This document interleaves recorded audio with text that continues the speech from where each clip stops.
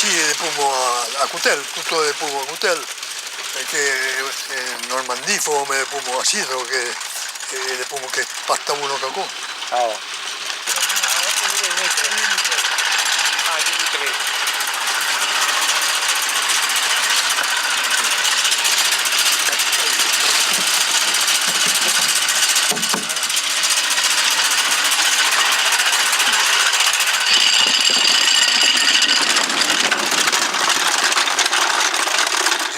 Pongo su uno, le metto ya de carità, ma in asitro de uno. Speravo che tu me supla, che sia su maduro. E a pela lasciamo carpà in pau? Avevamo sì, oui. Me, ecco che già facevo quello tra il passato,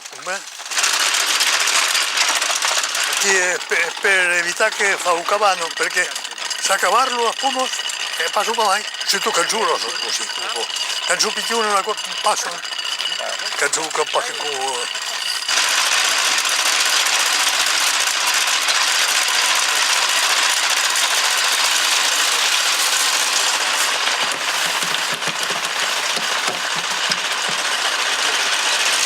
Che c'è lui?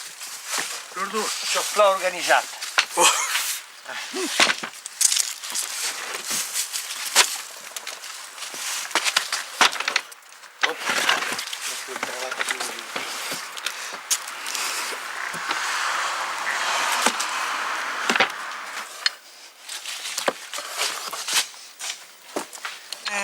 Il y a eu un principe. Il y a eu una cosa de Jambera che a Catanetto, che era in Granazzi, a meno manivero.